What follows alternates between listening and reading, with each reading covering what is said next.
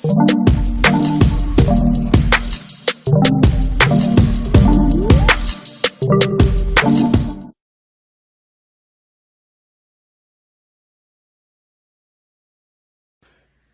I almost forgot to turn mute off. Hey, peace family, how you doing?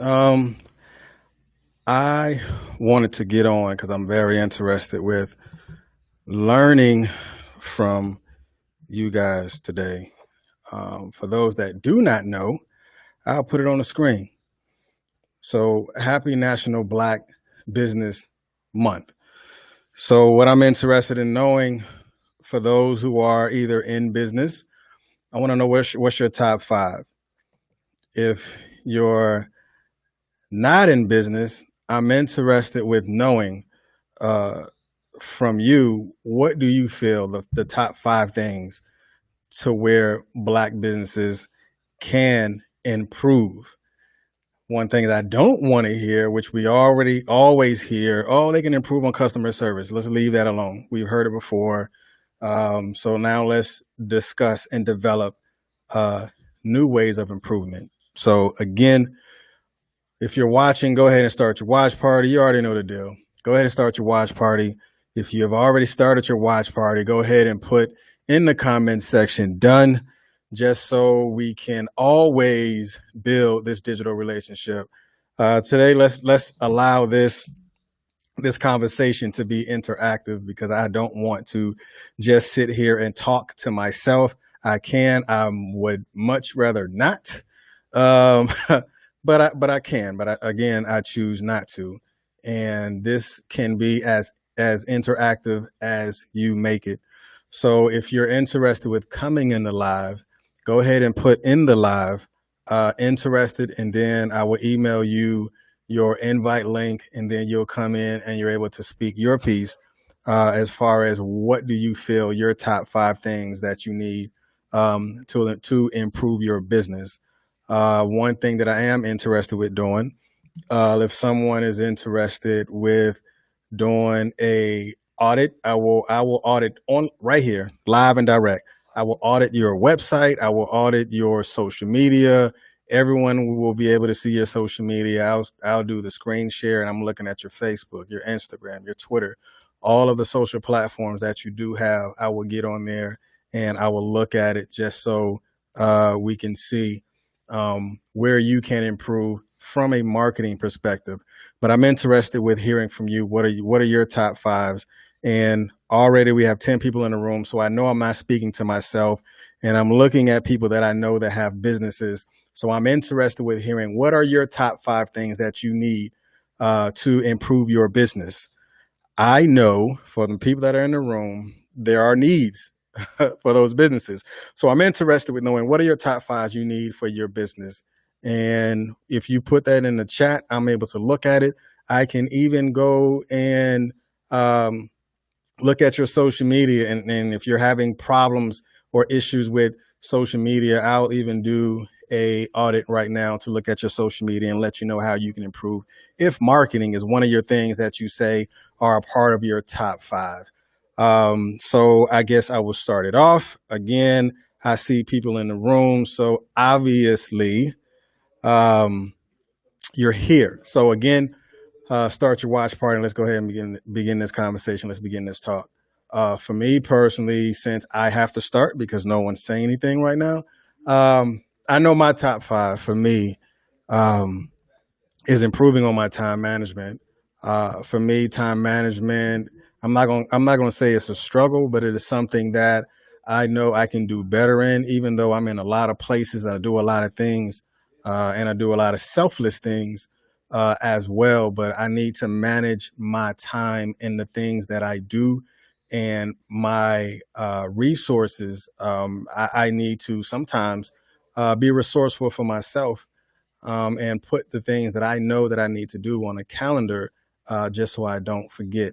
Oftentimes, it's not on purpose. Like for people that know me, if you say you want to have a meeting with me, I will almost 10 times out of 10 will tell you, send me a Google Calendar invite, because I have so much going on that I need to ensure that you are serious about setting up this meeting. So I need you to create that Google invite and send it to me, just so we have notifications that we're staying in line and we are our accountability partners. Because if you want the meeting and I want to apply my time into your needs, then I will make that meeting just as well as you will make that, and you will send that invitation. So for me, time management.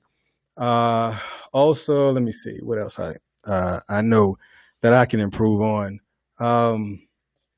I would say, I mean, it may be weird, but for me right now is being a lot more consistent on Texas Black Pages, because I do a lot of things now from a chamber perspective that I know I need to get back to my original love, my original baby, which was TBP, Texas Black Pages, and get back into doing a lot of things, going back and doing a lot of interviews with businesses and things of that nature, but creating that that consistency with that.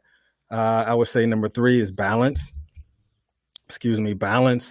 Balancing the needs and the wants from the chamber, and balancing the needs and the wants and the necessary actions with Texas Black Pages, balancing that out, because there are a lot of parallel with having and owning a Black business directory, as well as being the CEO and the president of a Black Chamber of Commerce. There are a lot of parallels, because in my directory, I'm coming up on 15,000 businesses registered in the directory.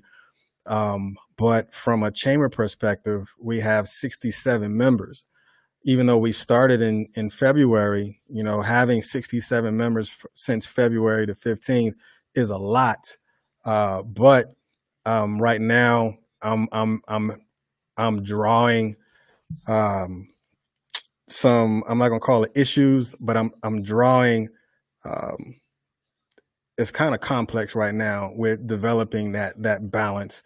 So I know I need to be a lot more balanced with Texas Black Pages, as well as the Innovation Black Chamber of Commerce, not leaving one on the wayside while the other one grow and prosper, but just creating that balance as well. Number 4, I'll be transparent. It's weird, but it's true. It's sad a little bit. When George Floyd died, murdered, and when Black people are murdered, a lot of people always shift into Black business directories. Oh, we need to get in a directory.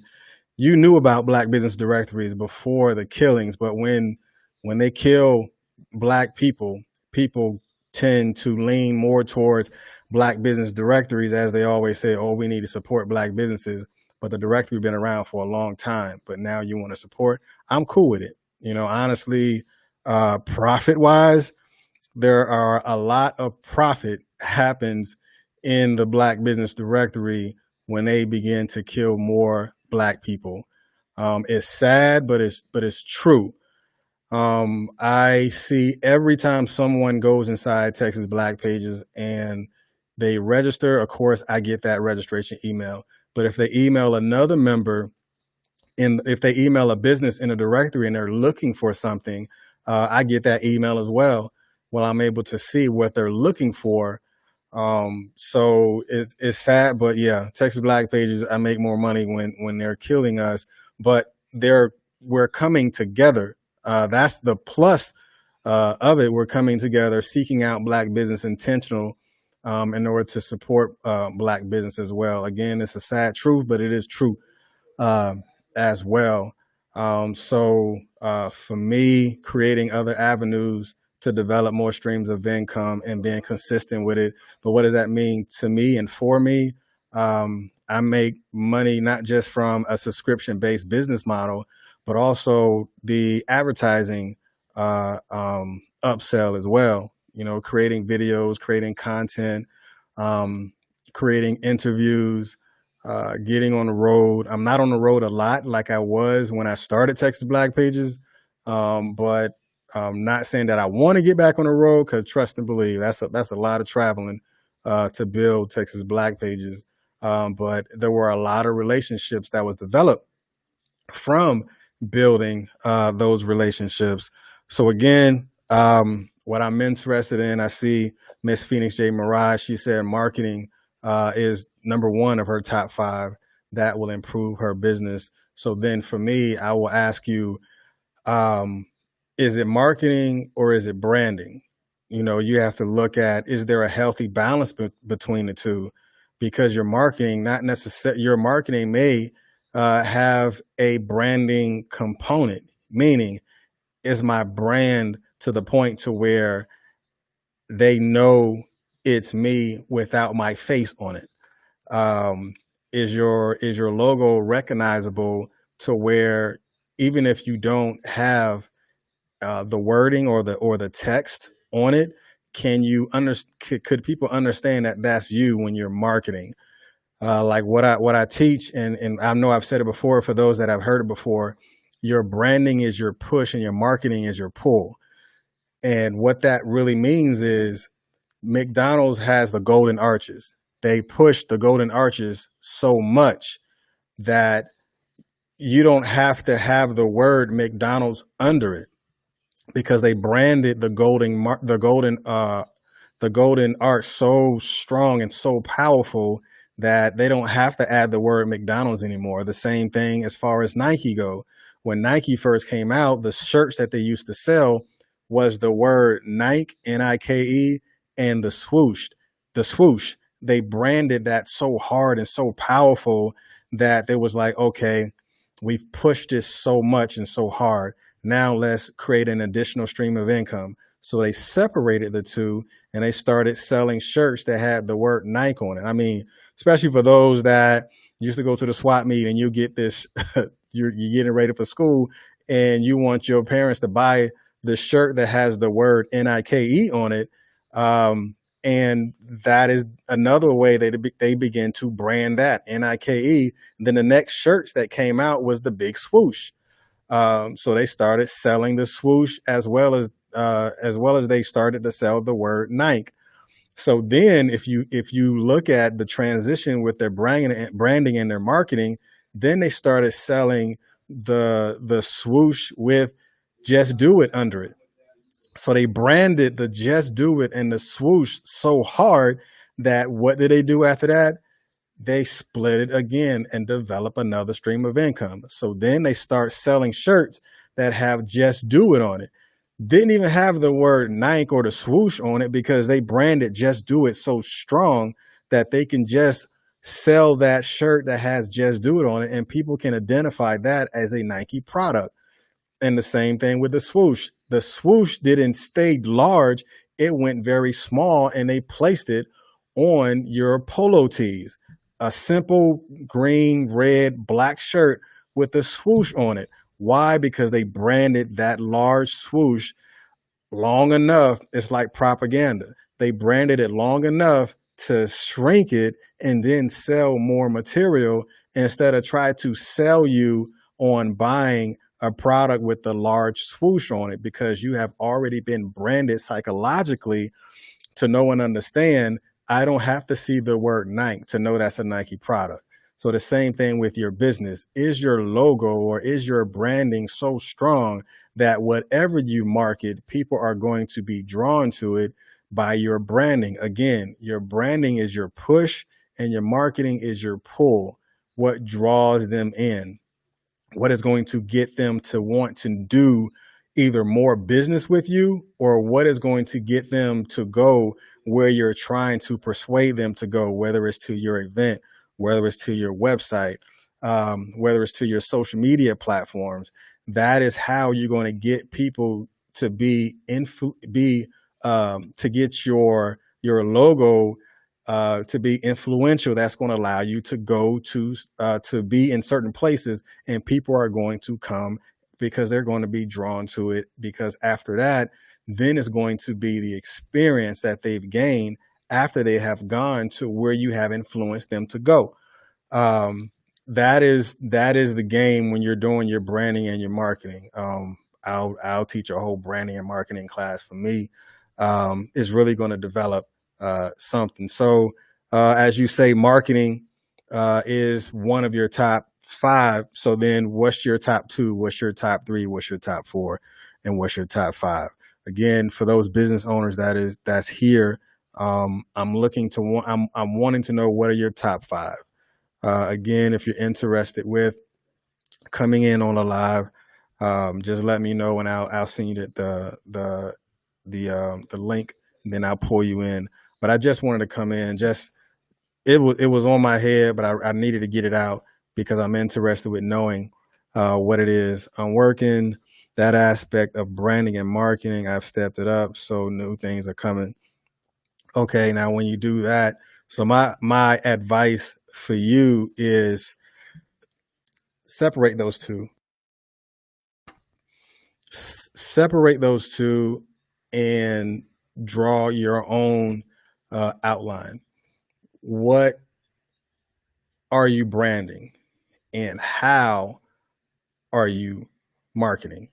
So when you separate them and you have two separate sheets of paper, what are you branding and how are you marketing? When you write those things down with what are you branding, I am branding my products, or I am branding I'm branding my logo, or I'm branding um, whatever it is. And then your marketing, what are you marketing? I'm marketing my products. I'm marketing my services.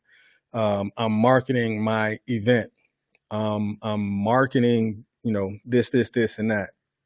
So if you're marketing your service, then develop that sub paragraph. If I'm marketing my services, now how am I marketing those services and where am I marketing those services at? Am I marketing those services just on Facebook? Am I marketing those services on Facebook and Instagram? Am I marketing those services on Facebook, Instagram, and YouTube? Because both or all of those platforms that you use, they're going to have to take a different type of strategy. For those that do know, you can market something on Instagram and you can market the same thing on Facebook, but you have to develop a little bit of there are some parallels, but there are some great differences between the two platforms. On Instagram, it is not clickable, meaning you can't upload an image and click on that image and then it's going to take you somewhere, except if you have over 10,000 followers and you're able to put it in your Instagram story and swipe up. Big difference. But you're able to take that event link or that website and post that URL, and they're able to click on that URL, which is that website. They're able to click on that website and go directly to go and purchase your tickets, or directly go and purchase your product, or if they're interested in your service. So you're going to market those two things separate, because if you're marketing a call to action, then I will look at ensuring that you're marketing your call to action on your LinkedIn, marketing the call to action on your Facebook, as well as marketing your call to action on your Twitter, because each of those particular platforms, you're able to click on click on the URL and take them somewhere where you want them to go. Again, your Instagram, you're only going to be able to do that only if you have over 10,000 followers and you're able to swipe up. Caveat to that is you're still able to market within your Instagram messaging, or you can create pods, meaning your family of your close circle. Say like you put 30 people in your close circle in your messaging, you're able to put that URL or whatever it is in that one Instagram group, and people are able to look at it, whether they're going to purchase it or just be aware about what you're doing.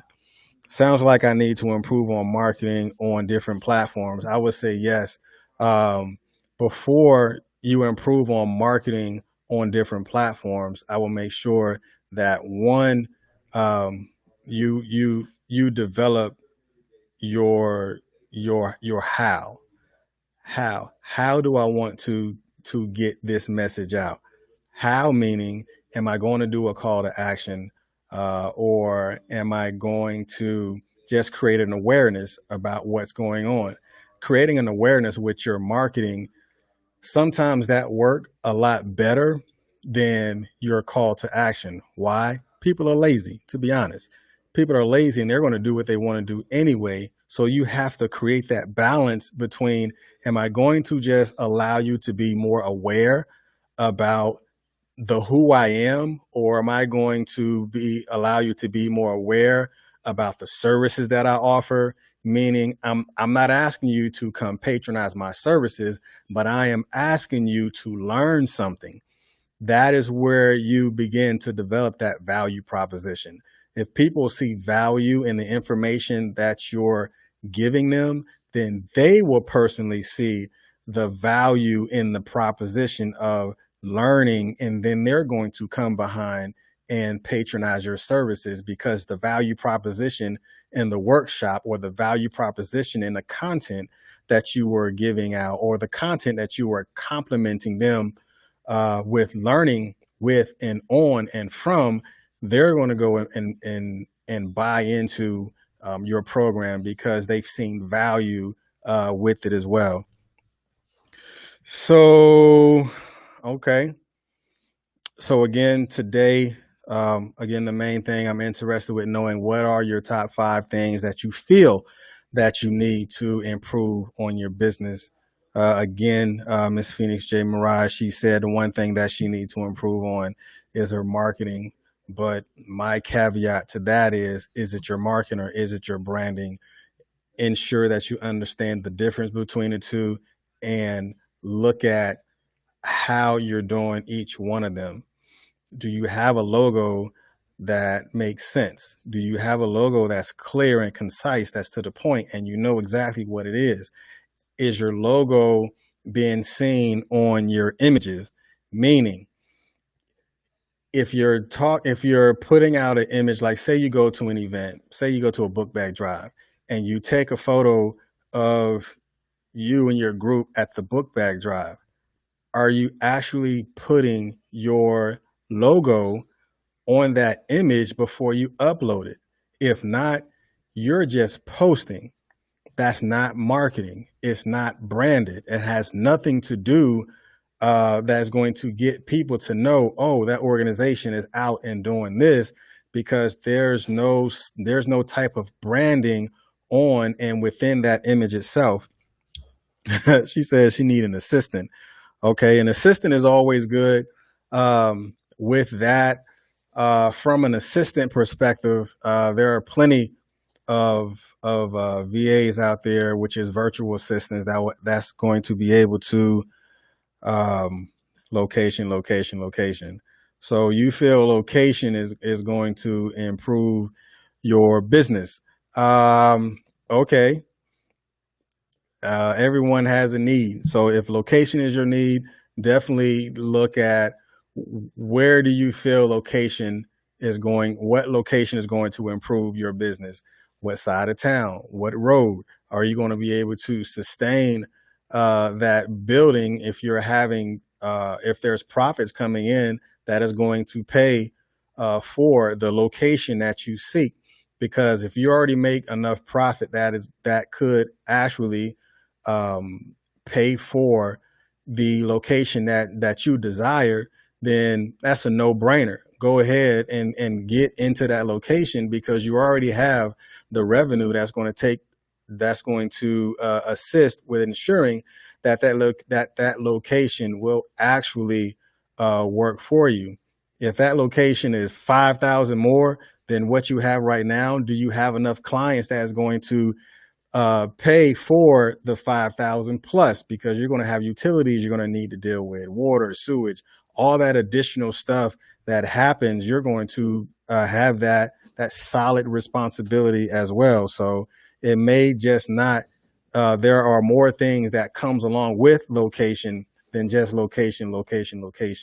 Are you receiving enough profit that is going to assist you with maintaining that new location that you desire, that may possibly improve on your business?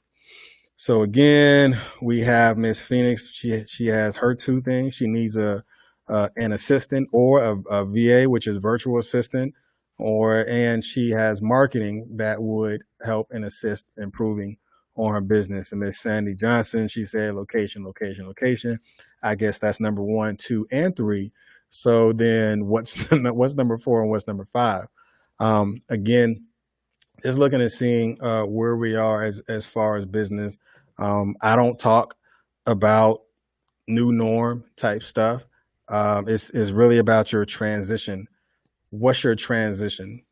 Stop trying to worry about a new norm, because your norm is your norm. So my norm is not going to be your norm. We may have some parallels because we may have some parallel agendas. So it's not a new norm. It's how have you transitioned and how are you going to improve even within the midst of your transition. So again, your new norm is not my new norm. So we'll never have the same norm. So develop that, again, write down those things that you need and write down those things that you want, and then figure out how am I going to transition those wants and needs to accomplish.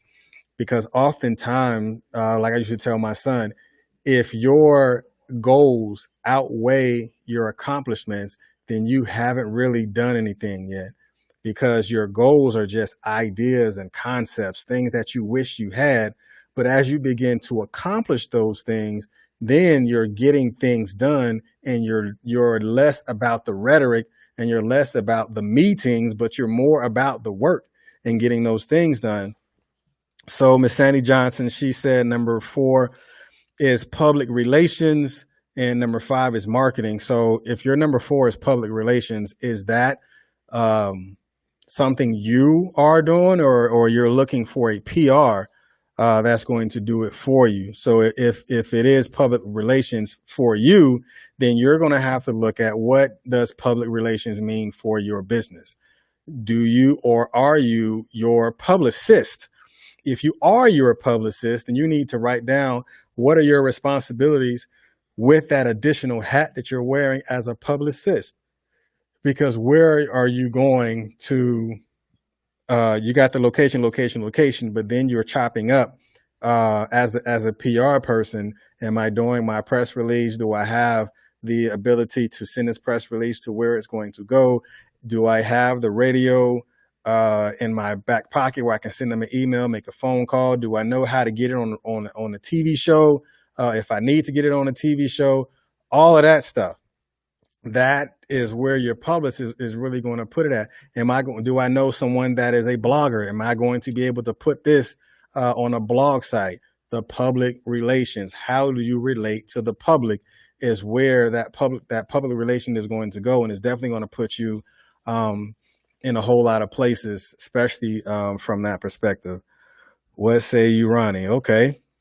Marketing, again, same thing. Understanding, is your brand strong enough for your market and with your market, or do you understand your market? And then pretty much going from there. So again, that was what I wanted to come on today to talk about is, what's your top 5? And once you figure out what your top 5 is, then pinpoint and prioritize which one am I going to accomplish first. Am I going to accomplish branding first to make sure that my logo looks good? Is my logo well understood? Like I've seen a logo, I think it was yesterday or the day before yesterday, and I'm looking at it. So if you send me a logo, I'm going to look at it from a consumer standpoint. I'm not going to look at, oh, I like it. I don't care if you like it, but it's if the consumer understands it. Just because you like it doesn't necessarily mean that it transcends the message behind it. And you have to then, go from there. But I'm looking at it, I'm like, okay, if I'm the consumer and I'm looking at this logo, I understand this. Sent me 3 logos, but I'm understanding this as a consumer. Like, okay, yeah, I see that. Okay, I like how that goes with the message and that fits. As opposed to, I like it because it's cute. business ain't cute. So you got to figure that out. Just develop that. So I will let that go. And I think that's about it. So I'm gonna try to come on a little bit more, because video is definitely important for me, to where you can relate to the person a lot more. Oftentimes, you'll see a brand or a product out there, but you never know what's the engine behind it or who is the engine behind that product. So you'll definitely see more Texas Black pages out there doing more videos. Miss Phoenix, becoming innovative because my services were face to face with COVID. I've had to shift more to online, so technology for sure. Yeah. What does technology mean for you? Looking at software that's going to be beneficial for your shift. Are you using Zoom? Are you using StreamYard? Are you using ManyCam? Are you using BeLive? Are you using all of those software platforms that can assist you with closing that virtual gap? Is going to help out a lot, especially what is yes, face to face. Yes, so FTF is face to face. It's kind of like G to G, good to go. But yeah, especially when you're transitioning face to face, you're going to try to figure out a platform. Like right now, the platform that I'm using now is totally different.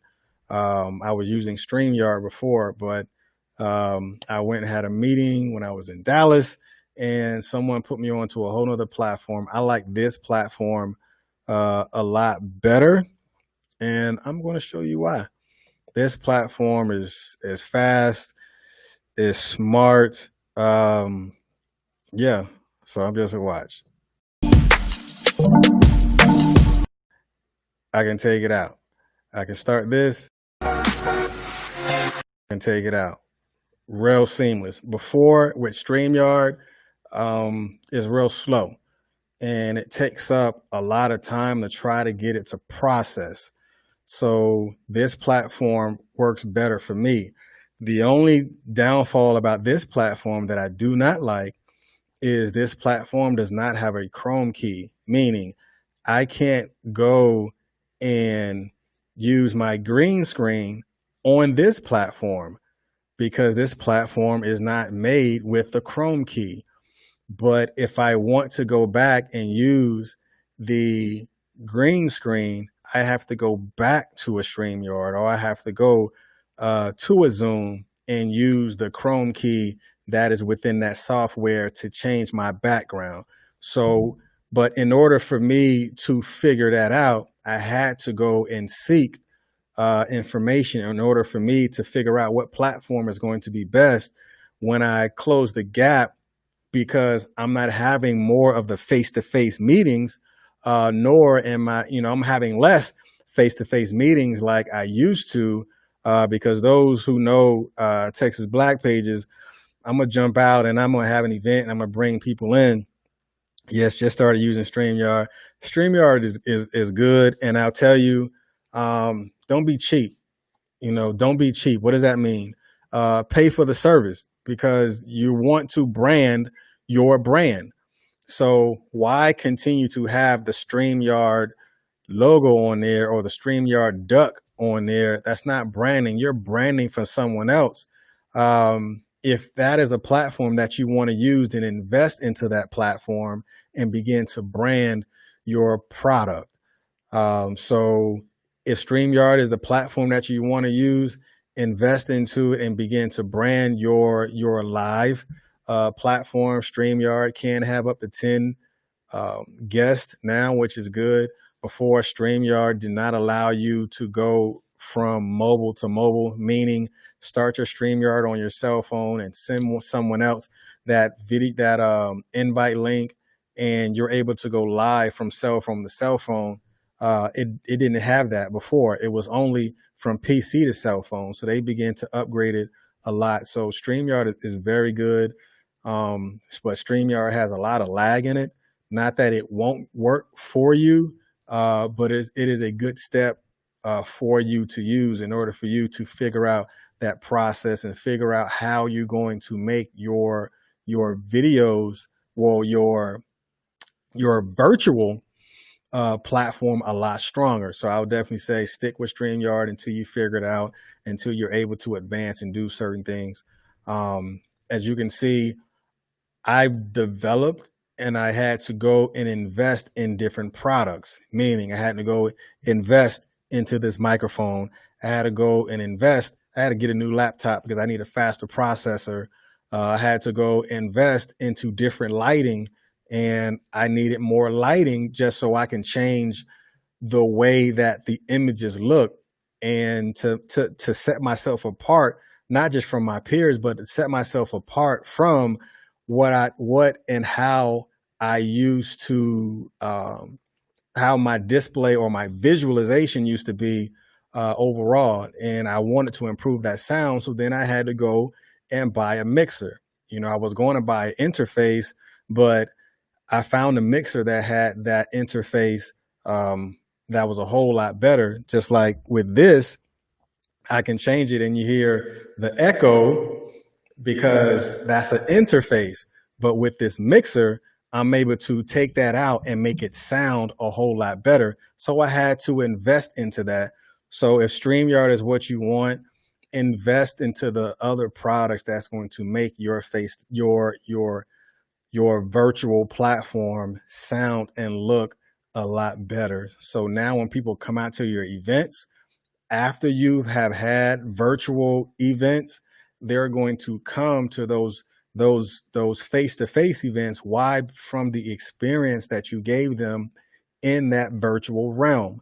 So you want to warm them up. So now when there are more face-to-face events, they're coming because they've experienced it from a virtual perspective. And now the face-to-face is just going to make it a whole lot more beneficial for you, as well as those individuals that's purchasing your tickets. So I think that is enough. But again, whatever your top 5 is, those things that you know you need to improve your business. I mean, I don't need you to write 10. Just write down your top 5. And it doesn't even have to be prioritized. Just write your top 5. And then after you write your top 5, then you prioritize.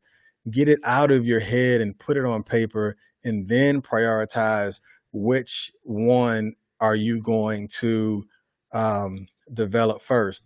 You may start with number 5, and then once you finish with number 5, then you go to number 1, and you go to number 4, then you go to number 3, number 2, whichever one it is. Develop and prioritize which one that you're going to accomplish first. So let's just do top 5. Don't worry about doing top 10. People can do top 10, whatever they want. Oftentimes when you do top 10, your prioritizing gets lost because you're trying to figure out which one did you start with. So just do your top 5, pinpoint what those top 5 things are, prioritize from the top 5, and then write down your needs and your wants. And then in a whole nother separate, on a whole nother 4 sheets of paper, write down on 1 sheet of paper at the top, your needs, write those needs down. On another sheet of paper, write down your wants. Then now you have those down. Then on another sheet of paper, paper number 3, you write down your goals. And then, well, it's 5. So your needs, your wants, your goals, and I forgot your needs, your wants, your goals, and your accomplishments. Meaning, if you have 1 through 5 and you've completed 1 through 5, then that is now an accomplishment. So now you've actually worked through the complexities of your needs and wants, and now it's done. So whatever you have done to take it from your needs, wants, your goals, and accomplishments, figure out how can you take some of the pathway that you use to accomplish that goal, and figure out what about this accomplishment what part of it or what process that I can use to accomplish this particular need and want, and then transition it into a goal, and then go ahead and knock that out. So write down on the sheets of paper your needs, your wants, your goals, and your accomplishments. Those 4 things, because once you do those 4 things, then that is going to be a process that you can develop for yourself. So I'll go ahead and let's carry on what you're doing up. No, I'm just playing. I'll go ahead and get off. But again, if you figure that out, again, write down on the 4 sheets of paper, what are your needs? What are your wants? What are your goals? And what are your accomplishments? Your accomplishment should be a blank sheet of paper. Why? Because you have already written down what your top 5 is. Well, 5 sheets of paper. Write down your top 5.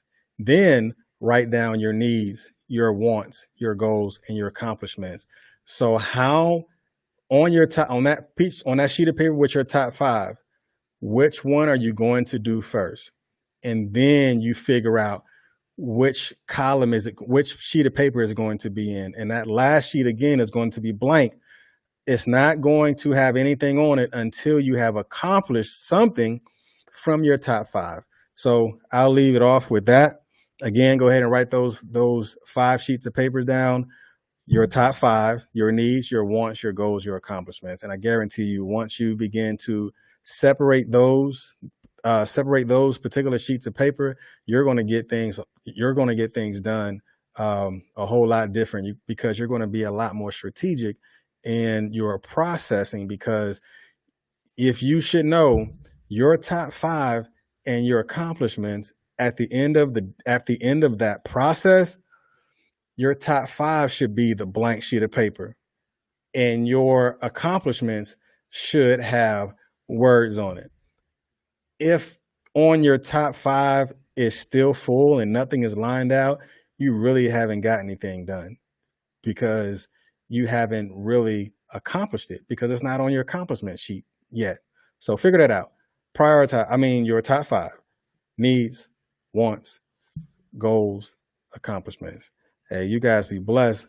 Enjoy the rest of y'all evening. And remember, like we say here at Texas Black Pages, the village don't know. Oh yeah, one more thing before I go off. All right, for those that are in Bell County, as you can see this right here, make sure you're at the Bell County Courthouse. We will have a proclamation reading at 101 West Central Avenue in Belton, Texas, on the 2nd floor courthouse on August 10th at 9 o'clock.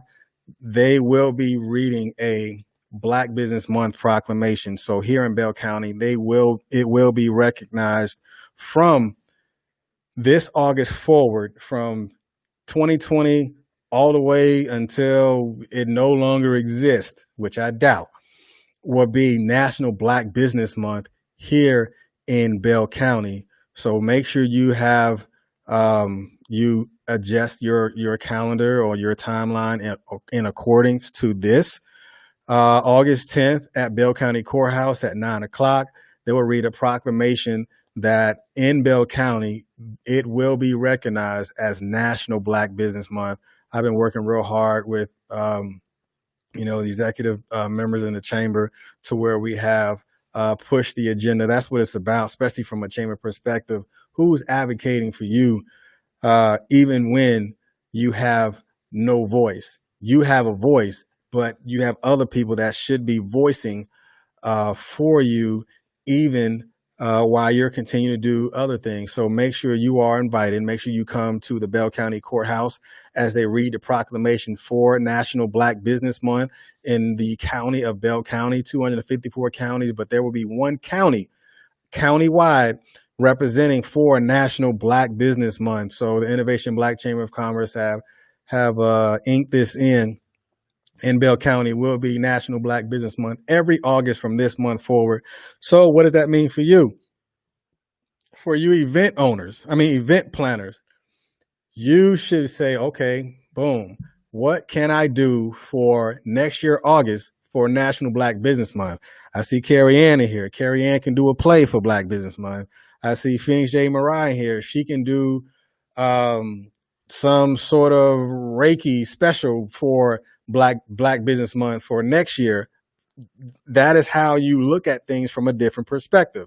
If it was not written in as a proclamation, it wouldn't have been known. Like for us, especially, living here in Texas, we have always known about Juneteenth, but now all of a sudden everybody talking about, hey, happy Juneteenth. Like, hold on, you haven't said Juneteenth since I've known you, but now all of a sudden, now you're saying Juneteenth. But it's going to take that. Someone has to push the envelope. Someone has to push the agenda. Someone should need to put it on the agenda so it can be visible in every county, in every city.